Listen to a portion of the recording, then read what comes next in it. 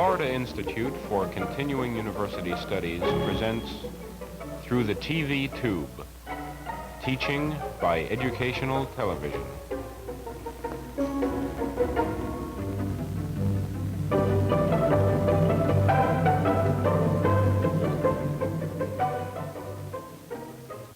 During our last lesson, we talked about visualizing, and we saw how the teacher, the artist, and the director work together in visualizing a program. Today, let's turn our attention to the actual presentation of the television program.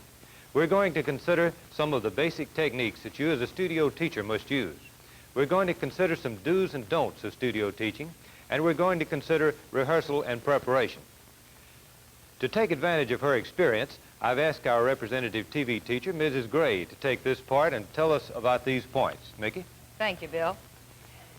That's really quite an assignment, and it's one that I'm sure that every person who has had any experience at all with television teaching would have certain ideas about.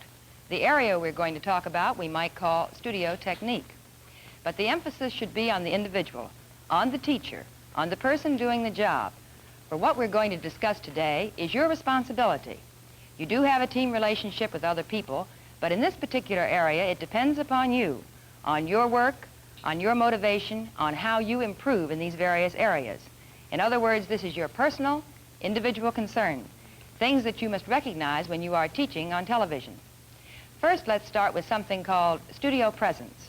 And for this, let's go back to the points or characteristics we talked about in our first lesson.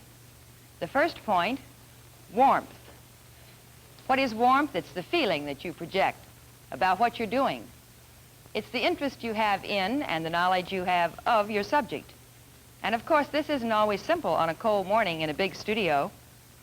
And then enthusiasm, the quality that makes the difference between a dull, boring presentation, no matter how excellent the material is, and a live, vital, stimulating presentation. Sincerity, you believe what you're saying and you think it's important. You must reflect this in your manner, your voice, and your entire attitude. Appearance, neat, well-groomed, conservative, all problems about appearance solved before you go before the camera, and then you will develop ease that will let you forget your appearance. All these characteristics help you develop poise. Poise is the ability to carry on no matter what happens, no matter what is out of order or what strange event occurs.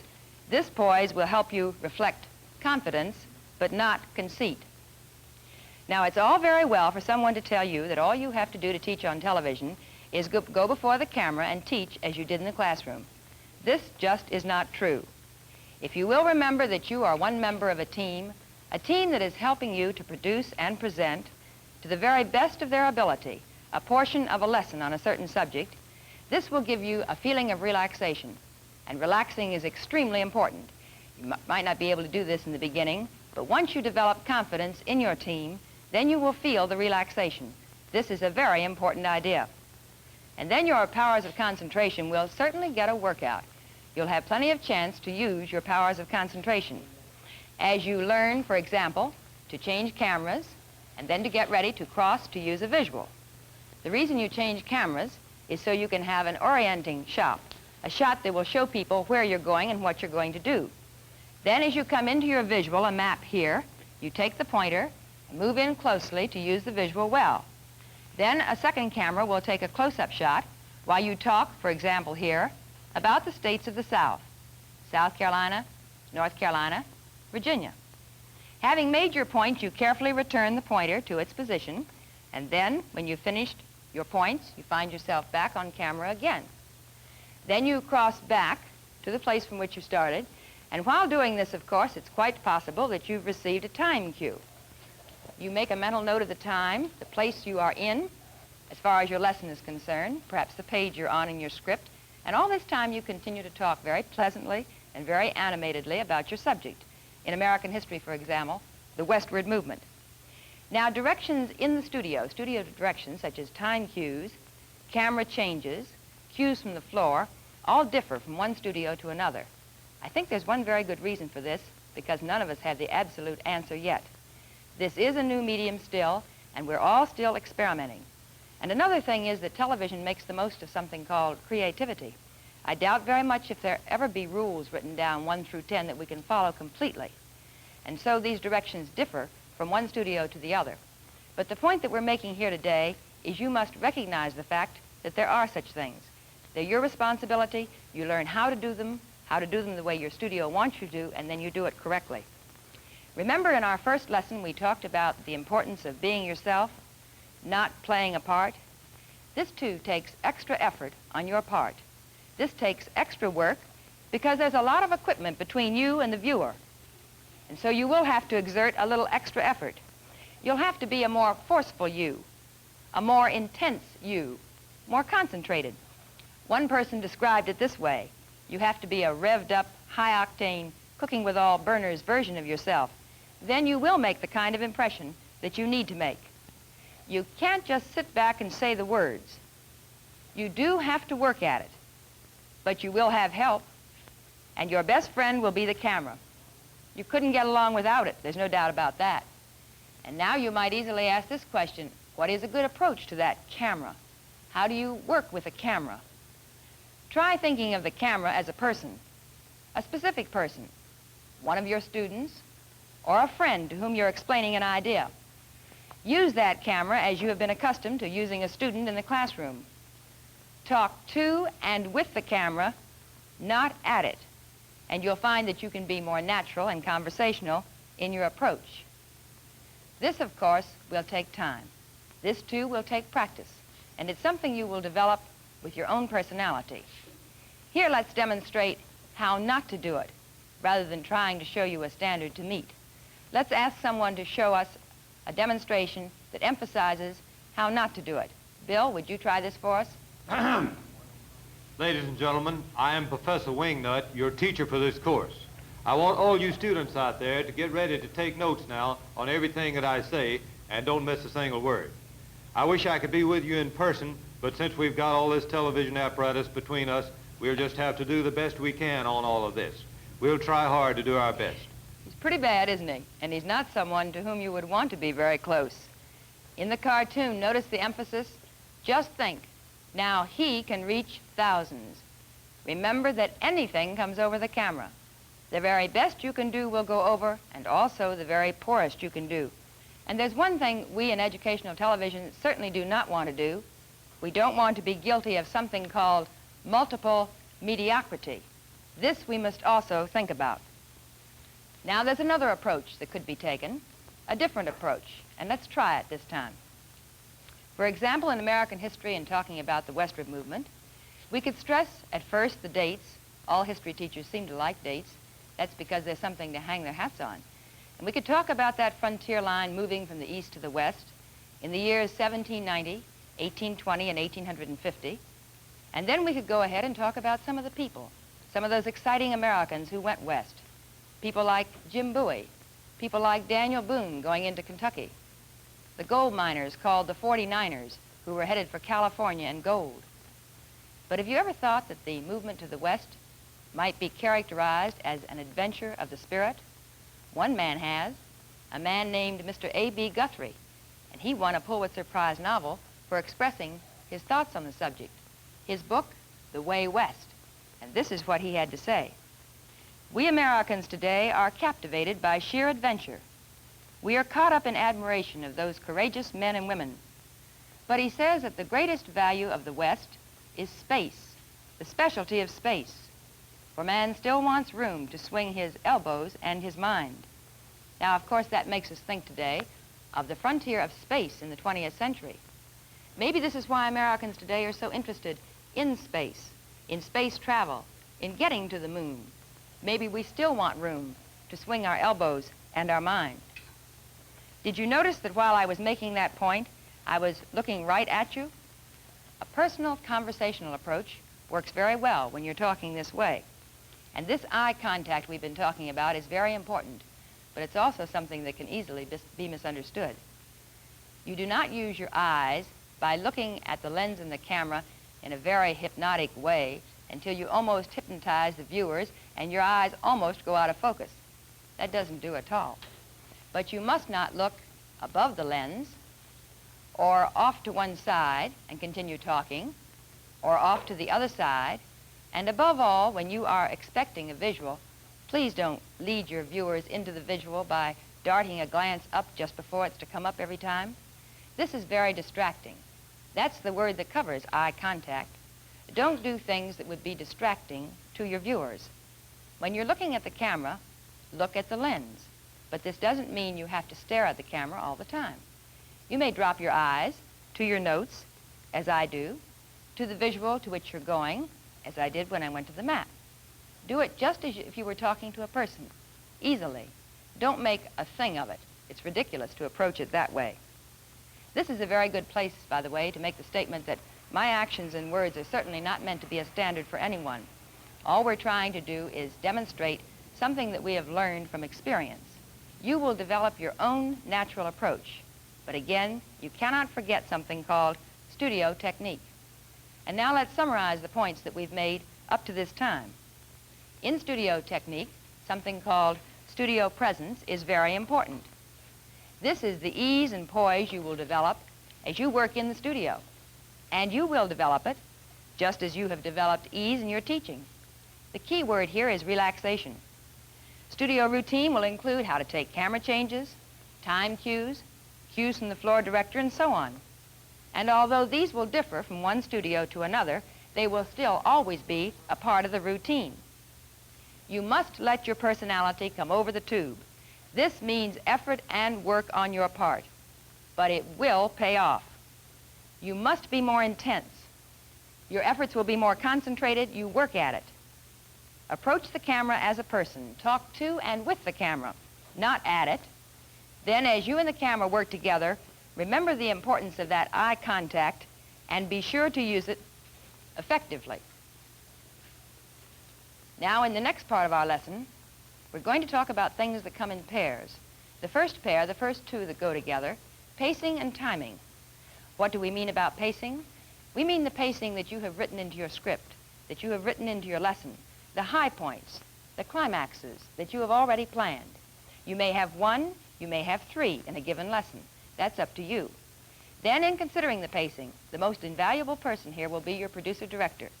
He will help you with the right type of camera shots, with the music behind it, with selection of visuals and sometimes elimination of visuals, and he will work with you to reach this high point. Now, this is something you may not have experienced, and something that I think it's only fair to show you. So let's demonstrate this. Let's take what everyone considers a very exciting part of American history, the story of the Alamo, the story of Texas. You can go along and tell the story of the Battle of the Alamo and mention the people. You can tell the details of the battle, and then you can say that you're very fortunate in having a reproduction here of the Bowie knife. And you can show the Bowie knife on camera, and you can also go ahead and give the information that Jim Bowie used this first to kill 3 men who were out to kill him. And this can be the end of your particular talk. Or you can do it another way. You can start in with the story of the Alamo, talking about the details, and you can talk about the details of the battle, and then you can build on that spirit, that Western spirit, that spirit that is shown in Texas, where you can still swing your elbows and your mind.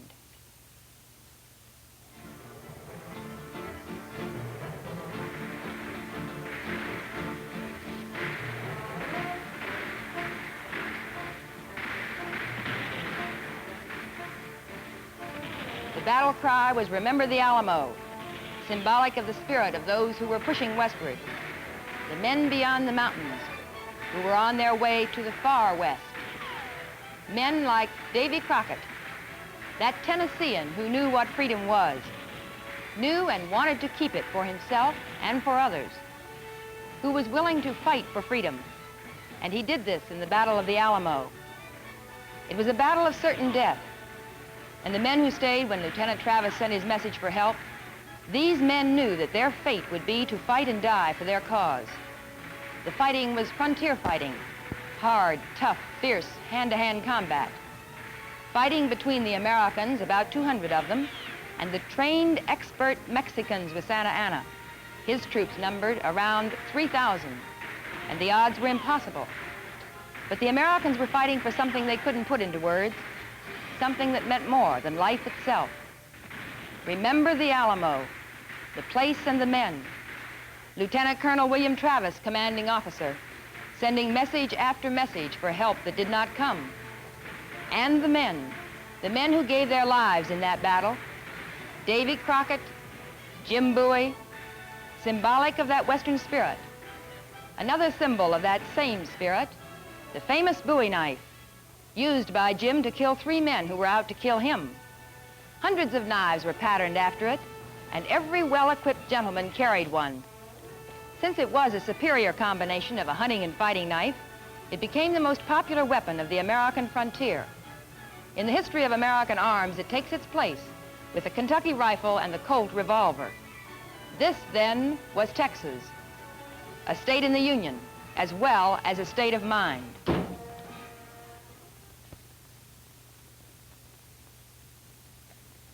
Pacing led to the high point here. Obviously, it was the knife. In this case of reproduction, in other cases, an artifact from history. The director, the talent, the audio man, and certainly the members of the crew all had to have precise and exact timing, and then they paced to the climax. This is very important and something that you have to be very much aware of when you're teaching on television. Time, of course, is something that sometimes people are afraid of, but this is not a bit necessary, for timing works as a discipline. And timing can be a very useful aid to you while you're teaching, because you have your content, you have your points, and you have your outline, and then you have a segment of time. And so you come right down the line on time and out. And this is a very good discipline, because then you don't wander off the subject, digress, and talk about things that have no connection with the subject whatsoever. You will develop a built-in time clock, and this sense of timing will come with practice. Now let's consider two other items that go together, movement and gestures. Do you have to think about movement on television? Of course you do, because everything you do is right in front of that camera. Let me demonstrate quickly what we mean by this. If I were to sit like this, at ease, relaxed, talk to you about the cowboys and the miners of the West, continue to talk in this tone of voice, maybe slumping a little more as I talked, soon I would put you to sleep, the crew to sleep, and myself to sleep.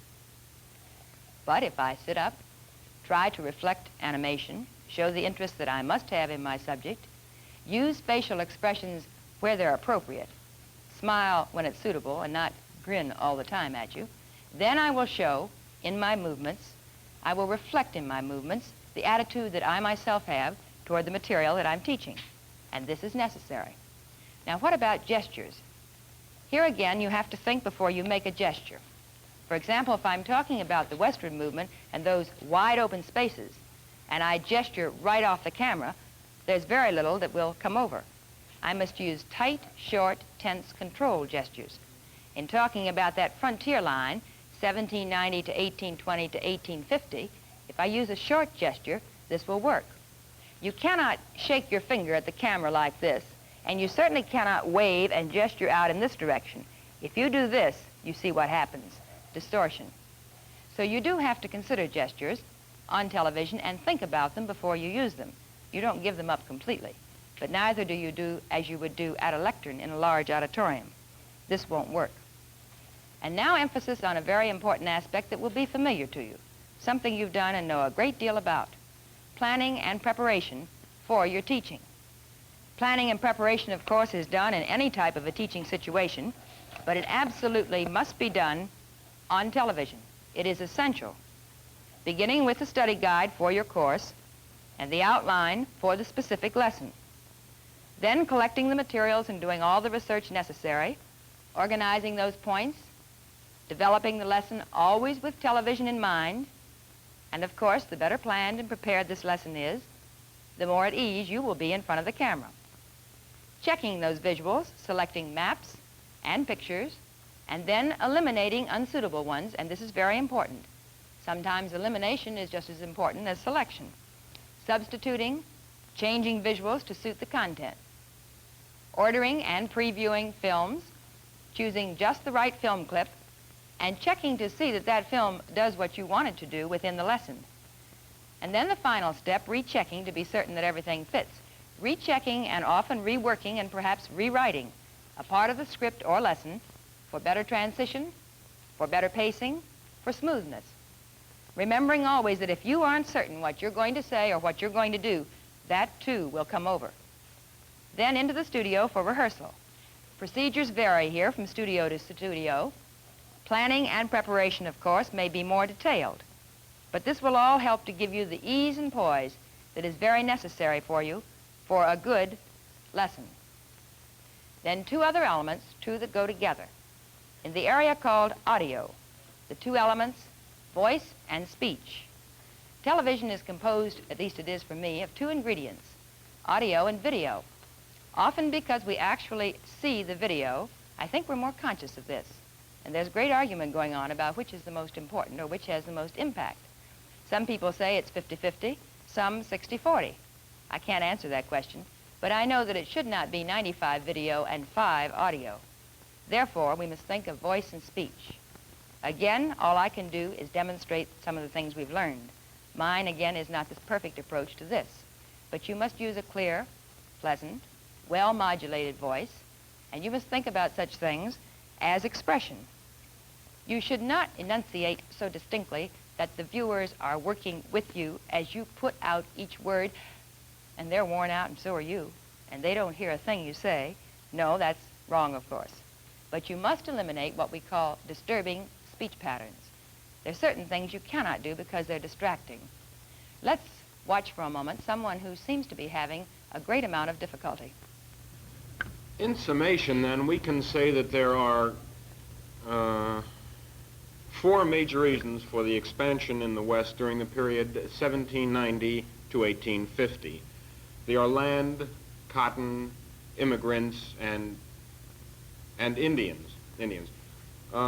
Actually, though, we could say that this isn't a 4-part thing, it's a 2-part thing, because the expansion of government lands and the expansion of the cotton crop in the South and immigrants coming in from Europe, all those sort of go in the same general category as land. Now, the Indians, of course, were being pushed west of the Mississippi. But since the Indians were freeing up land, then I guess then the whole thing, then we can make it a 1-part summary that land is the whole reason for the expansion during the West during the period 1790 to 1850. Or is it? He was having trouble, there's no doubt about that. Now, his distractions weren't as obvious as the and, that's overdone, but they came over just as hard. He just didn't quite know where he was going, and you can't let this happen. Within the area of voice and speech, you also have a tool to use, pitch and inflection. This you do, of course, with your own voice, and this is something we all need to work on and improve. Let's watch someone struggling with this. For example, the sun shone brightly down on the island of Oahu on that morning in December of 1941, little foretelling the fury of death and destruction, blood and agony that was about to be unleashed on the garrison of the United States bases and the crews of the ships of the Navy's Pacific Fleet. From the north, flying low to avoid the newly installed radar detectors, came the first wave of the Imperial Japanese Fleet Air Force, bent on their errand of infamy. She had trouble too, didn't she? She knew every word and went from one word to the other very smoothly. But there she was with the improper mood and the improper attitude. You just can't talk about Dixieland jazz and the causes of World War I in the same voice. And here, please, a warning. You can't develop one good voice and use it for everything. This won't work. You have to change your approach. Use stress. Use pausing for emphasis. Make a point, pause, pick up your pace, and go on to the next section. These things we all need to work on. I've very rarely seen a person who cannot stand for some improvement in the speech. And remember, when you work here, the results will be heard. Now let's summarize the points we've talked about here, the points where we have 2 together. In studio technique, the first 2 points, pacing and timing. Use timing within pacing, make them work for you within the lesson. The next 2, movement and gestures. Think before you move, think before your gesture, make them short, tense, controlled movements, and they too will work for you. And next, planning, preparation, and rehearsal. These points cannot be overdone. The more time and effort you put here, the smoother your own performance will be before the camera. And the last, voice and speech, the two that go to make up the area called audio. We've talked of two large areas of studio technique and many points in between, maybe too many things. What would you pull from these? What things can you not do without? What are the most important areas? The first we might dissolve into a football cheer here with a go team go. You must be aware of the fact that you are a member of the team and use the team approach. This cannot be emphasized enough. You are one member of a team. The object is to put on the very best presentation of the subject material you're working with. You, as a member of a team, perform one function, and you work with the other members: engineer, director, members of the crew, artist, film director, and talent. One member of a team. The second area that deserves special stress that we talked about, the audio part. It is not all video. There is an audio part. And then we have these 3 points that are important for the individual. One word called POP: planning, organization, and preparation. This is your particular responsibility. This has to do with you as an individual. Only you can plan, organize, and prepare this lesson correctly. This is where you can put your own individual efforts in, and they will show results. In the area I just mentioned, the audio part, the reason we mention audio and emphasize it is there might be a tendency to think that television, is all visual. This is not true. There are certain ways of emphasizing with the use of audio. There are certain ways of creating a background, a mood, and an attitude, and you should be aware of audio.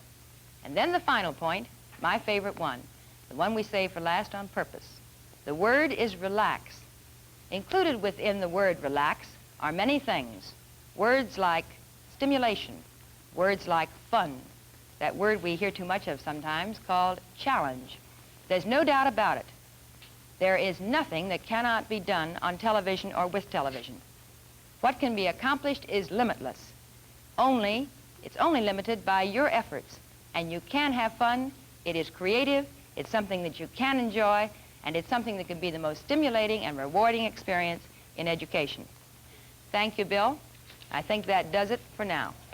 Thank you, Mrs. Gray, for that forceful presentation on studio technique.